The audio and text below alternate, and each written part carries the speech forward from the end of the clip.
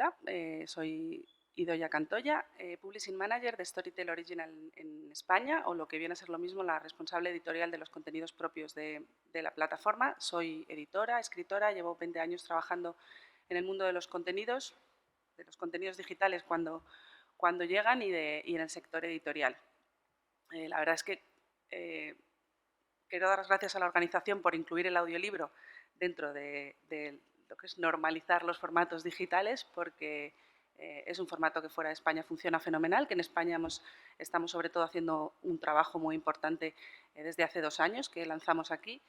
Y bueno, creo que 45 minutos para mí son muy pocos para hablar de algo que no solo es mi trabajo, sino además me apasiona, porque el audiolibro lo podemos tratar desde un montón de perspectivas: la producción, los narradores, los estudios, la creación, la creatividad del contenido, los agentes, la cesión de derechos. O sea, es amplísimo y bueno, he tenido que reducirlo en un pequeño frame que consiga que podamos hablar un poco de qué es lo que ha cambiado o cómo llega esto a empezar a tener tanto éxito en el mundo.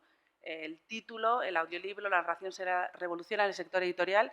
También creo que me he venido un poco arriba con el concepto de revolución, porque entendemos revolución como algo, como una especie de terremoto que cambia las cosas de un estado a otro, y realmente el audiolibro no está produciendo eso. Eso se produce en España con la llegada de los formatos digitales al sector editorial, que fueron realmente los que sacudieron los cimientos de cómo se hacían las cosas y pusieron a todo el mundo más, les hicieron estar atentos, ¿no?, de lo que estaba por venir. El audiolibro simplemente se ha acomodado a toda la nueva tecnología. Es un formato que realmente recupera una tradición que tenemos desde hace muchos años, que es contar historias habladas, o utilizar el formato sonoro. Y lo mismo, el audiolibro en el sector editorial, bueno, yo quiero pensar que es en el sector del entretenimiento más que en el sector editorial, porque al final lo que hacemos es contar historias de una forma diferente, es storytelling también. Y quizás de este título lo que nos podemos quedar es con audio, la palabra audio delante de todo lo demás, ¿no? El audio first, que llaman ahora. Cómo amoldamos las historias para ser contadas y para ser consumidas en un formato sonoro. Entonces, lo que voy a hacer es un pequeño repaso de estas cosas que he incluido en el título. ¿De qué hablaremos hoy? De narraciones seriadas, cómo el formato seriado ha cambiado el modelo de consumo de contenidos, que veremos ahora, y un poco llevar a qué está pasando, ¿no?, con la irrupción. Bueno, no la irrupción, porque realmente el formato seriado no es nuevo. Dickens escribía sus primeras novelas por episodios, y en España tenemos a La Regenta. La Regenta se empezó a publicar también en periódicos y tenía tanta aceptación que bueno, se tuvo que publicar. Es un libro grandísimo y se tuvo que publicar, y sin embargo vemos el contraste cultural de lo que consumimos ahora y lo que se consumía antes. La Regenta es la historia de una mujer en una sociedad muy puritana, que el cura que la confiesa se enamora de ella. Es una historia que probablemente no tuviera muchos atractivos para los jóvenes de hoy en día, y sin embargo tenía un gancho muy fuerte en la época, ¿no? Hablaremos también de audiolibros, principalmente de audio, con lo cual también audiolibros y podcast, un poco por encima, cómo han irrumpido en el mercado. Irrumpido en el sentido de que ahora son mucho más visibles, pero realmente ya estaban allí. Y después de creación. Cuando planeo un poco este tipo de charlas, realmente no sabes qué público vas a tener, y la idea era abarcar tanto al usuario final, que descubra el audiolibro como un nuevo formato de entretenimiento, que además es muy útil porque nosotros lo que decimos es que crea nuevos momentos de lectura o de consumo de historia. Realmente hay determinados formatos que necesitas la atención visual y que no los puedes usar en todo momento. Eso, por ejemplo, siempre pongo el ejemplo: si yo cojo un libro y que quiero leer y salgo al trabajo, me lo meto en el bolso y probablemente no lo abra hasta que esté sentada en el autobús o en el metro. Sin embargo, con el audio me lo pongo directamente y no corro el riesgo de que me atropelle un autobús por la calle. También nos dirigimos a la gente que se dedica a este tipo de cosas profesionalmente, que pueda ver el potencial que esto tiene, el audio sobre todo, y luego a la gente que quiera crear historias, porque el audio al final es un formato para contar una historia. Las bases de la creación de historias son universales, están escritas en 1.000.000 de sitios donde las podemos leer, pero el audio les hace un pequeño giro porque necesita una serie de recursos diferentes que intentaremos pasar por encima para el que se anime, pues que se anime a intentarlo. Mi idea no es dar muchos datos y abrumar con cifras y demostrar que el sector del audiolibro, las facturaciones millonarias, que las hay, mi idea sobre todo es dar puntos sobre los que se puede avanzar la investigación de lo que les puede interesar a cualquiera. Y en ese sentido es en el que voy a intentar narrar con un storytelling mi presentación. Sobre contenidos seriados. ¿Qué ha pasado en los últimos años? Pues que se ha producido un cambio en cómo consumimos la cultura. Hasta ahora, cuando hablábamos de cultura, la sombra de la piratería era como, sobre todo en contenidos digitales, piratería siempre iba unido a contenido digital de alguna forma, ¿no? Como el fantasma. Ahora, sin embargo, lo que ha ocurrido es que han entrado un montón de plataformas que lo ponen muy fácil y muy asequible a nivel económico y realmente se está demostrando por estudios que la gente está dispuesta a pagar por el contenido siempre que sea fácil, al final valora su tiempo y la idea es no me voy a pasar 20 horas intentando descubrir cómo piratear algo cuando lo tengo accesible, en muchos casos sin compromiso, como las muchas plataformas de streaming, y lo consumo. Entonces, eso es una cosa realmente que ha cambiado mucho y sobre todo también el móvil, el hecho de que no estamos enchufados ni a la tele en casa ni a la programación de la televisión y esperar que pongan, aunque ahora provisto lo hacen, esperar a que pongan Game of Thrones los lunes por la noche para que no te hagan spoilers, pero ya no esperamos. Esta serie la ponen los martes a las 6. Eso ya no existe, esa atadura, ¿no? La tecnología nos ha permitido eso. Hay otra forma de buscar y consumir el contenido. Antes era un poco, nos guiábamos por determinados medios o determinados espacios en los que el contenido se mostraba, los escaparates de las librerías, los periódicos que hablaban de libros. Ahora realmente nos guiamos mucho por la recomendación porque es mucho más fácil escuchar la voz de todo el mundo y nos guiamos por la tecnología, por los algoritmos. Para poner un ejemplo, en el último CES, en Las Vegas, el CPO de YouTube comentaba que de los 1.000 millones de horas de vídeo que se habían consumido ese año, el 70% eran recomendaciones del propio algoritmo de YouTube. Con lo cual, de alguna forma ya no descubrimos tanto, sino que encontramos el contenido, ¿no? Pero la realidad es que sí que estamos como hambrientos de consumir historias y aprovechar el tiempo. Después se ha producido un aumento en la demanda, esto es evidente, en la selección de contenidos exclusivos. La gente quiere cada vez ver cosas más originales y más diferentes. Y todo esto que estamos hablando llega a que pues, cogemos el ocio y lo sacamos del contexto original, que era estar en tu casa con tu libro o con tu tele. Ahora pues, existe el hecho evidente de que la gente consume las series de televisión en el móvil, en la calle. Vas por la calle o en el metro y la gente va escuchando, leyendo libros, va viendo series, va jugando a videojuegos. O sea, lo que decía antes, ya no estamos enchufados, ahora estamos como con muchísima más libertad y esto también ha cambiado mucho la forma en la que hacemos las cosas. Y luego las redes sociales, por último, ¿no? Que como elemento dinamizador, visibilizador, pues juegan un papel. No voy a entrar en si todas estas cosas son positivas o negativas, yo quiero ver siempre el lado positivo de las cosas. Entiendo que a nivel social pues esto también tiene unas repercusiones que se pueden considerar negativas, pero no creo que esta sea la valoración. La idea es que el contenido seriado, que hay un cambio en el consumo y eso evidentemente lleva al consumo seriado. Evidentemente, con todo esto que está pasando, se multiplica la oferta en España. La narración serial ha demostrado su eficacia por encima de todos los formatos que existen por generación de engagement, por generación de compromiso, en cierto modo. El hecho de que los episodios sean más cortos hace que la gente esté más predispuesta a ver eso que una película de 3 horas y media, aunque Avengers es 3 horas y media y estaba todo el mundo como loco por verla. Pero bueno, es un formato muy sostenible en el tiempo que nos ayuda a consumir porque lo cierto es que cada vez tenemos menos tiempo, o por lo menos esa es una de las quejas que todo el mundo hace a la hora de decir que se lee menos, ¿vale? Yo me tengo que ir un poco al sector editorial, que es quizá donde tenemos más datos. Y con esto han pasado dos cosas súper importantes.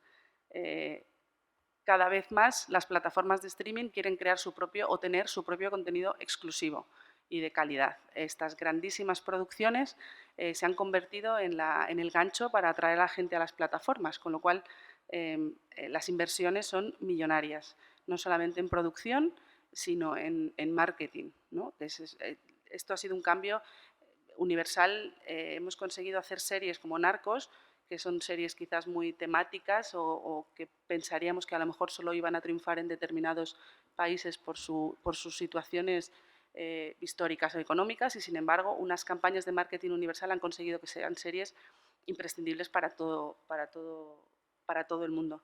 Entonces, esto es un hecho, los contenidos seriados están haciendo que los usuarios se muevan hacia otras plataformas, ¿vale? Solo por poner algún ejemplo, había dicho que no iba a haber muchos números, pero hay unos poquitos. En Alemania, la Asociación de Libreros y Editores de Alemania considera que en el 2018 han perdido 6 millones de lectores que se van. En los últimos 5 años se han ido a otras plataformas, ya no leen. Y bueno, son informes que los podéis encontrar fácilmente en Internet, ¿no? Básicamente el tema es que no queremos estar atados, se busca flexibilidad, que seguimos teniendo el mismo hambre de historias, porque las historias están en nuestro ADN y además nos ayudan a construirnos como sociedad, como persona, como en nuestras relaciones, pero no queremos estar atados. Y eso lo digital y todo lo que lo digital ha mejorado en los últimos años, que además es exponencial porque ha tardado mucho menos en los últimos 5 años que lo que tardó quizás en los 20 anteriores, todo esto pues lo ha vuelto todo un poco patas arriba, ¿no? Y dentro de esta narración seriada, de este cambio en el consumo, de todos estos nuevos paradigmas que estamos hablando, ¿qué ocurre? Pues que el audio está simplemente sumándose a ese camino y aprovechando que es un elemento al que estamos muy acostumbrados, muy fácil para nosotros entender, muy fácil, de una penetración muy sencilla. No es lo mismo leerte un libro que te tiene un compromiso de semanas y de meses que escucharlo. Nos es muchísimo más sencillo comprender. Hay estudios que demuestran que nos es más fácil la retención de la información. Al final, contar historias es lo que hemos hecho toda la vida y de alguna forma estamos como programados para tenerlo mejor, ¿no? Entonces, el audio lo mismo, le hemos puesto nuevos nombres, igual que decimos storytelling, pero realmente es narrativa de toda la vida. Les ponemos nuevos nombres para decir que el audio va delante de todo y simplemente es lo mismo que hacemos en otros formatos, solo que lo utilizamos solamente con el sonido. Y lo que decía, ¿no? Transcurre en paralelo con otras propuestas, pero quizás no tanto por muchas razones, ¿no? Por ejemplo, en España tenemos la tradición de que si algo no funciona a la primera, lo censuramos para siempre. Y en España hace muchos años editoriales importantes como Alfaguara intentaron lanzar el audiolibro, pero era el audiolibro en formato cassette. Y tenías que ir con el cassette encima o un poco más adelante con un Discman que si te movías el sensor iba saltando las pistas y era imposible o realmente muy incómodo seguir algo que no fuera música y te tuviera un poco distraído, ¿no? Pero sin embargo el audiolibro en Estados Unidos y en Europa tiene miles de millones de oyentes, es un formato súper asentado. En Estados Unidos mucho porque las distancias generalmente son más largas, porque la gente se mueve mucho más en coche quizás que hacemos en España, eso es probable. También España es una sociedad en la que la gente está menos acostumbrada a viajar para buscar trabajo, a moverse de su entorno. Ahora empieza la cosa a cambiar, pero la realidad es que antes sí que te mantenías cerca. Sin embargo, en Estados Unidos, por ejemplo, las distancias son mucho más largas y la sociedad está mucho más abierta a ese tipo de cambios. Y en Europa igual, ¿no? Pero bueno, son dos sectores que mueven mucho para dinamizar. Estamos ahora en unos años en los que eso se tiene que hacer grande. Y por nuestra parte, la oferta de libros español en el último año se ha duplicado, lo cual es una señal buenísima y sobre todo se ha mejorado muchísimo la calidad. Ahora mismo que el acceso a la tecnología de grabación y de distribución es un poco más sencillo, ya no nos encontramos libros grabados con un móvil, sino que cada vez más la gente empieza a profesionalizarse en este sentido y el catálogo, lo que es el catálogo que tenemos ahora mismo es de una calidad muy grande. ¿Cuál es la radiografía del lector? Nosotros hemos publicado hace poco lo que sería nuestra radiografía del lector, que es muy parecida a lo que es en otros países. Básicamente en género no existe una diferencia, aunque existe un poquito tendencia más a que sea femenino el consumidor de audiolibros, que es un modelo que también ocurre en el sector editorial en general. Y sobre todo la parte interesante de esta infografía es el 92% lo consume en el móvil, que para nosotros es evidente y que es la parte realmente poderosa de esto. Y y que se escucha mientras se hacen otras cosas, que es lo que decimos, ¿no? La creación de nuevos momentos para consumir historias. Mucha gente lo hace mientras hace deporte, cuando vas al trabajo, en todos esos momentos en los que no puedes llevarte la tele y ponerla delante o llevarte un libro. Y algunos datos. Lo mismo, había dicho que no iba a decir datos, pero los paso un poco por encima. Esto simplemente sería audio. El 36% de los lectores habituales han considerado que dejan de leer porque no tienen tiempo, con lo cual el audio se ha convertido en un recurso súper útil para ellos.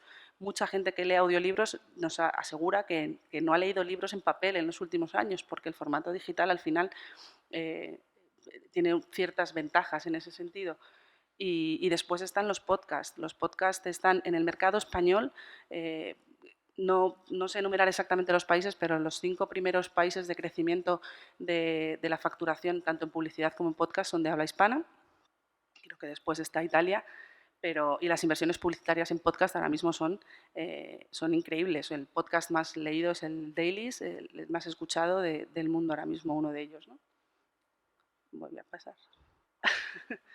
Vale, y dentro de esto hablaré un poquito por encima de Storytel, que es la plataforma que nosotros tenemos. Es el principal servicio de streaming de audiolibros en Europa. Tenemos más de 200.000 títulos a escala global.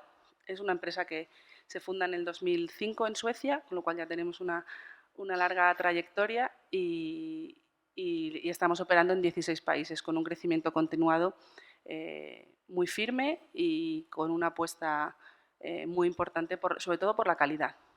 Eso para nosotros es lo más importante. Y os recuerdo que tenéis una oferta de 30 días gratis si queréis probar sin compromiso. Os la pongo aquí para que... Y esto sería como la primera parte de puesta todo el escenario de por qué está pasando lo que está pasando y qué podemos hacer los que somos creativos y queremos escribir historias y queremos difundir historias y queremos que las historias lleguen a la mayor gente posible. Pues ahora vamos a la parte de creación. ¿Qué cosas específicas podemos encontrar dentro del audio que sean diferentes? Aunque la realidad es que construir una historia es algo igual, simplemente a nivel formato van a cambiar algunas cosas. Mi objetivo, esto forma parte de, esto que viene a continuación es un decálogo que forma parte de un workshop que nosotros ofrecemos a autores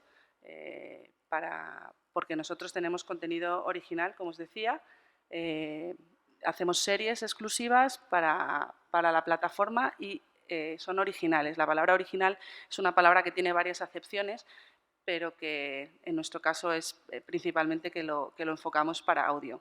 Original puede ser que, en general, como lo enfocan las plataformas de streaming, original es que lo producen ellos mismos, un original de Netflix es que lo producen ellos, aparte de que trabajen en los guiones, pero eso al usuario final realmente no le llega exactamente quién está realizando ese pago. Original también suele considerarse como algo que va a ser completamente diferente, súper nuevo, experimental o algo así. Y en ese caso realmente ninguna de las plataformas sí que se están haciendo modelos distintos de contar historias, pero al final las historias son muy universales, los temas son muy universales. Y nosotros cuando hablamos de original hablamos que estamos creando para audio primero. Esa es la diferencia de las historias que nosotros estamos haciendo. Y esto tiene una serie de cosas que tenemos que pensar, que es lo que vamos a repasar ahora, que es lo que hablamos con los autores en este workshop que hacemos nosotros, que dura como 4 horas y lo tenemos que resumir como podamos. Entonces, ¿con qué tipos de autores trabajamos? Si quieres hacer audio, escritores, guionistas, periodistas, pero en general cualquier persona que tenga una mente creativa, que quiera contar una historia, es bienvenido a estos workshops que nosotros hacemos y sobre todo lo que nosotros queremos hacer es lo que os decía antes. De cada uno de estos puntos del decálogo hay muchísima información y muchísimo más que ampliar. Simplemente es encender la chispa en el motor creativo de alguien, en la curiosidad de alguien. Si conseguimos eso, ya nos sentimos bien. Si además conseguimos que nos ofrezcan historias chulas, es el siguiente paso que nos hace considerarlo un éxito. Antes de empezar, esto era el punto cero, porque es desde donde empezamos normalmente los workshops, es en elegir el tema como un concepto sobre el que vamos a hablar, pero cuanto más lo consigamos cerrar, mejor, porque nos va a marcar al final qué historia vamos a trabajar. No es lo mismo hablar del amor que hablar del amor en una ciudad hiperconectada, que hablar del amor homosexual en una ciudad hiperconectada. Todo esto es un marco que vamos poniendo a un tema, pero en general los temas suelen ser universales, nos van a marcar el género que elijamos, casi en mayor medida suele ocurrir así, y los géneros son muchísimos. En audio no tenemos ninguna limitación. Lo bueno que tenemos en función a otros desarrollos audiovisuales y a producciones, por ejemplo, si queremos mandar a un hombre a la luna, a nivel producción nos es muchísimo más sencillo que si queremos hacer una película y tener que trabajar en gravedad cero, por ejemplo, ¿no? Pues sin ningún tipo de limitaciones en cuanto a género. Entonces, lo primero que tenemos que trabajar es la historia, y una de las cosas importantes para hacer narrativa en general, no solamente audio. Aquí en estas primeras partes más o menos es todo igual, es elegir una historia. En la historia tienen que pasar cosas. Esto no está reñido a que, o sea, lo que no significa que tenga que ser un ritmo trepidante todo el rato. Cuando tú dices que tienen que pasar cosas, la gente por alguna razón se imagina explosiones, coches volando, acción. Simplemente la historia tiene que avanzar. Esto es una cosa importante. Tenemos que tener una historia general, pero sabemos que tenemos que ir avanzando la historia constantemente. Con la diferencia de que en un libro nosotros elegimos cuándo avanza la historia, y normalmente en un contenido seriado tenemos un formato que suele ser 40 minutos por episodio, y todo eso lo tenemos que comprimir, ¿vale? Esos son los retos que se encuentran los que escriben para formato seriado. Esta parte de recursos narrativos es quizás en la que sí que más influye el tema del sonido. Cuando hablamos de recursos narrativos hablamos principalmente de quién cuenta la historia. Hablamos de una cosa que en narrativa se llama el foco, que puede ser foco interno si lo cuento en primera persona, foco externo si es tercera persona, o el foco neutro, que sería un narrador omnisciente, y esto va a marcar completamente cómo contamos la historia, porque nosotros nos tenemos que poner en el formato, o sea, en la posición del oyente. Mientras estamos escribiendo tenemos que leer para ver cómo suenan las cosas, para ver si las cosas son demasiado visuales, y eso puede hacer que no entendamos bien la historia, pero sobre todo no tenemos una serie de recursos, como decía antes, que sí que tienen otros formatos, no solo en el seriado, sino en el audio. En un libro tú puedes dedicarle 400 páginas si quieres a describir cómo era, o no sé cuántas son, pero la Magdalena de Proust es... No sé cuánto dura el primer capítulo, pero es larguísimo toda esa primera descripción. En audio no vas a poder hacerlo. Y luego tienes una cosa, por ejemplo, el anonimato. Tú en una película puedes maquillar a un personaje, puedes ocultar que una persona es quien es, pero con la voz no, porque la voz es la identidad, y quedaría realmente poco natural que la persona finja una voz para que tú no le reconozcas durante la narración. Y eso son cosas que cuando escribes una historia, a lo mejor no lo estás pensando y después tienes que volver y cambiar. Y es mejor pues, partir de la idea de que lo tienes ya pensado de antemano, ¿no? Después, aparte de recursos narrativos, tenemos la dosificación de la información como recurso narrativo, la dramatización, los gags humorísticos. Existen un montón de cosas que, si te los planteas de antemano, te van a ayudar a construir una historia que en formato sonoro se aprecie mejor. La tercera sería adaptar el lenguaje al formato sonoro. En realidad, esto, volvemos otra vez, estamos hablando de contenidos en serie y de creación narrativa, no estamos inventando la pólvora aquí. Hay que adaptar el lenguaje al formato que estemos utilizando, no solo el sonoro. En el caso del sonoro, pues tendremos algunas cosas que ir tocando, pues las repeticiones, las frases sencillas. Las frases simples no quiere decir como evidentes, pueden ser complejas en su significado, pero cortas, estructuras simples, ayudan no solo al narrador a no ahogarse cuando lo está leyendo, sino cuando estamos leyendo en papel nosotros tenemos unos recursos que no solo son gramaticales, sino neurolingüísticos, por así decirlo, y es que nosotros entre punto y punto identificamos que hay una frase. O sea, sabemos que el punto es una cosa gramatical, pero aparte identificamos este modelo. Con lo cual, si no entiendo bien la frase, sé hasta dónde tengo que volver hacia atrás para volver a leer. En audio tendrías que estar echando hacia atrás. Esto suele ser más incómodo, ocurre lo mismo con las películas. No he entendido esta escena, es más difícil volver atrás. Las cacofonías, el hecho de que las palabras que acaben, las frases que acaban en vocales abiertas son más alegres, las frases que acaban en vocales cerradas son más tristes, que si repites una cierta rima sonante o consonante, la lectura tiene un ritmo que puede ser o molesto o realmente te puede servir para ser parte de la historia, ¿no? Pues todas estas cosas, la gente tiende a escribir, pues después acabamos teniendo que corregir es un poco en la zona donde más acabamos editando. Lo siguiente, la trama. Esto volvemos otra vez al formato seriado aplicado a cualquier formato. La trama es el orden cronológico en que van sucediendo las cosas y cómo solemos trabajar nosotros es de antemano trabajamos en crear una sinopsis, que es la descripción de toda la historia, y después el desarrollo por capítulos, porque esto nos permite ver si estamos flojos en cuanto a que pasen cosas en todos los capítulos, si tiene sentido, si tiene un ritmo, si la cosa fluye, si acaba cuando tiene que acabar, si empieza cuando tiene que empezar, y trabajamos con una Biblia inicial que aparte describe los personajes, es un trabajo en profundidad sobre la historia previo a la narración, como se hacen en guiones para cualquier otra serie, pero que no es una cosa que se haga normalmente para libros tradicionales, narrativa tradicional, y esto ayuda muchísimo en el planteamiento. Si haces la trama teniendo en cuenta el lenguaje que vas a utilizar y teniendo en cuenta el recurso narrativo que vas a hacer, para escribir una serie de audiolibro tienes muchísimo camino avanzado solo hasta aquí. Con lo cual, y luego es muy importante no pasarse con las subtramas, pero esto, otra vez, es un tema de narrativa.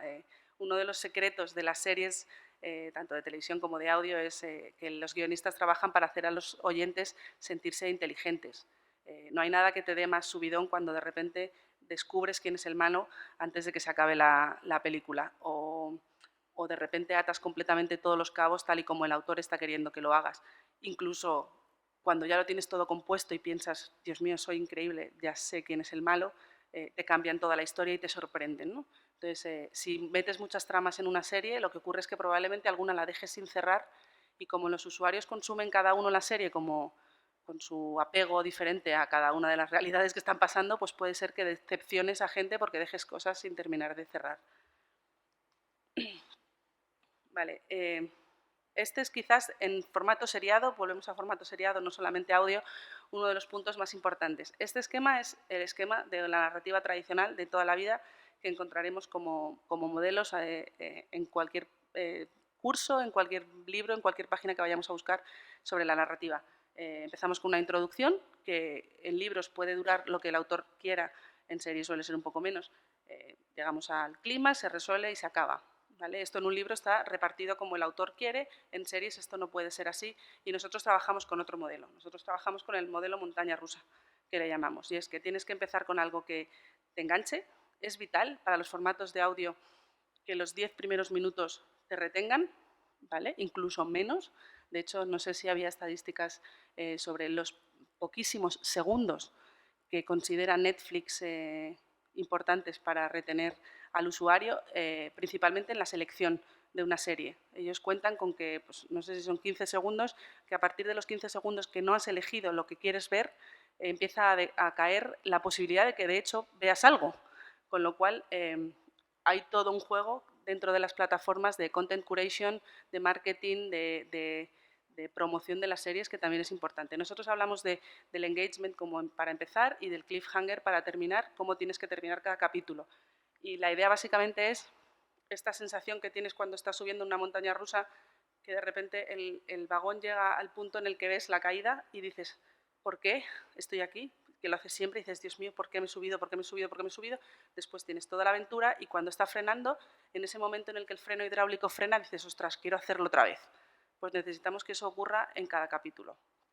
Y este es el efecto que nosotros trabajamos.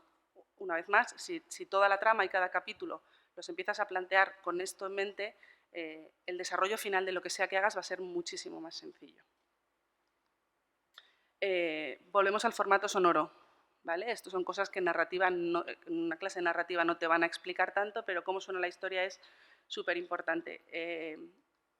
Son muchos temas, o sea, son muchos conceptos que se pueden trabajar aquí, son difíciles de explicar en algunos casos, pero el ritmo es súper importante porque el sonido tiene una capacidad de hacerte, de meterte dentro de la historia mucho más potente casi que la lectura en sí misma. Y los planos sonoros, por ejemplo, es dónde está posicionado el oyente con respecto al personaje, el personaje está detrás, yo soy el que narro todo eso, también para la grabación es importante, para la producción de después. Las escenas, cómo reparto las escenas, todas las escenas tienen sentido, todas las escenas aportan algo a la historia, todas las escenas son escenas que puedo realizar en sonido, porque eso es importante, hay cosas que no podemos hacer. Pues esto es otra cosa que tenemos que tener en cuenta. Personajes y diálogos, evidentemente aquí tenemos lo mismo, volvemos a narrativa tradicional, la elaboración de los personajes es súper importante. Cuando hablamos de audio, y no solo formato audiolibro, como hemos dicho antes, sino de podcast, todo esto también de alguna forma se aplica a los podcasts, incluso cuando son podcasts de actualidad. Todos tienen un planteamiento de este tipo de guiones muy similar, porque al final es storytelling igualmente. El conductor de los podcasts es el personaje principal y también tiene que crearse una marca personal, una identidad, unos registros, unas formas de atraer a la gente que luego les identifiquen en el tiempo, con lo cual es importante.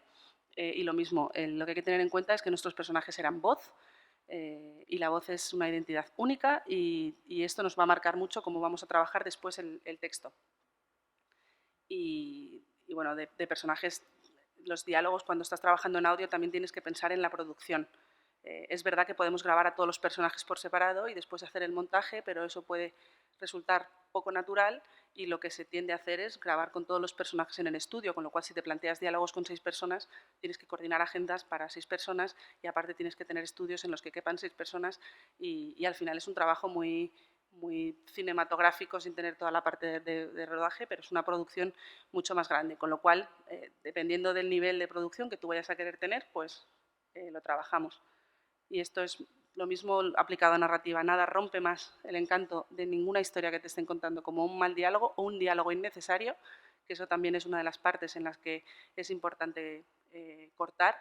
Una de las cosas también que nos ocurre mucho con los diálogos en edición para audio es que nos sobran las acotaciones porque la voz ya está haciendo la acotación. No solemos decir, hola, dijo ella, ¿cómo estás? Dijo él, porque no es necesario, porque tú ya identificas que las voces son de él o de ella, con lo cual ese trabajo también, si previamente se elimina, ayudas muchísimo a la producción. Y nada construye mejor una historia que un buen diálogo. Lo que pasa es que los diálogos realmente pues, es un sitio muy delicado para trabajar. Lenguaje sensorial es especialmente el lenguaje sonoro. La palabra tiene la virtud de evocar todos los sentidos de una forma súper potente, mucho más que la palabra escrita, la palabra sonora, la palabra escrita evidentemente también, ¿no? Pero tenemos que trabajar con eso, tenemos que construir para que las personas sientan la historia.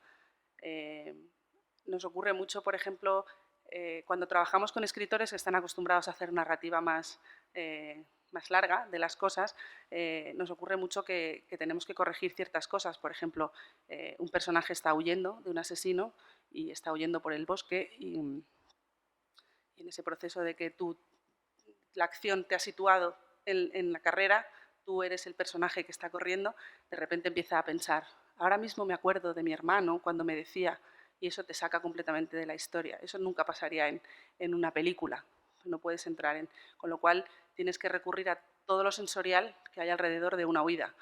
Los ruidos de las hojas cuando las pisas, de ramas, tienes que recurrir a otras palabras y trabajar en eso. Entonces es importante lo de los sentidos. Con esto nos referimos a utilizar descripciones de las comidas un poquito más elaboradas, descripciones de muchos, sobre todo del ambiente sonoro. Y además cuando empiezas a trabajar para sonido, de repente todo empieza a ser sonido que puedas incorporar a tus historias. Vale, creatividad y flexibilidad. Esto tengo que decir que dentro del workshop esto es una cosa que ponemos un poco para nuestro propio beneficio como productores y es que necesitamos que los creadores de contenidos no vivan la historia como una posesión, sino que sepan trabajar con una flexibilidad porque van a trabajar en equipos. No solo porque al final tu libro le va a dar voz a una persona que no eres tú, y ahí deja de ser tu historia, por así decirlo, sino porque habrá más personas involucradas en valorar si los ritmos son los correctos, si los personajes son... O sea, lo que pedimos es una flexibilidad para trabajar en equipo una historia. Flexibilidad, fluidez y originalidad, de forma que no estemos constreñidos a una historia que es así, porque es como mi niña bonita y esto es lo que quiero hacer. Ahora ponemos el ejemplo de cuando vas a ver Avengers, por ejemplo, porque es la última que he ido a ver, hay momentos en la película que dices, qué bien está hecho este guión, qué bien está enlazado todo, qué bien fluye la historia, qué maravilla, me encantaría ser yo el que haya pensado esto, qué maravilla, y después, o que yo haya hecho esto, y después ves los créditos y salen más de 6.000 personas o mucho más, ¿no? O sea, la idea es que el formato sonoro, el formato audio, en este tipo de producciones, por lo menos las que hacemos nosotras, es más de una persona involucrada y tienes que dejar ir la historia. La finalidad es queremos que las historias vuelen, con lo cual tenemos que tener como creativos ese punto de partida de comunitario, ¿no? Un poco con la historia. Y por último, el final. ¿Vale? El final, cuando estás hablando en series, tenemos dos tipos de finales, un final abierto, un final cerrado, y una cosa te da pie a siguientes temporadas y también es importante que esto lo hayas pensado desde el principio. Muchas personas te dicen que han creado la historia empezando por el final. Tuve la idea de esta escena final y he querido construir toda la historia a partir de esto. Lo normal, más normal, es que el proceso sea completamente al revés y nazca de las historias. Las historias enmarcan un tema que de alguna forma está ahí, aunque no eres muy consciente de que era sobre lo que querías hablar, y al final se cierran. Esto es una frase de Robert McKee, que ha escrito un libro que se llama El Guión, que es uno de los consultores de guiones de Hollywood más conocidos, que os recomiendo que podéis leer. Y nada más, en principio mi presentación acaba aquí.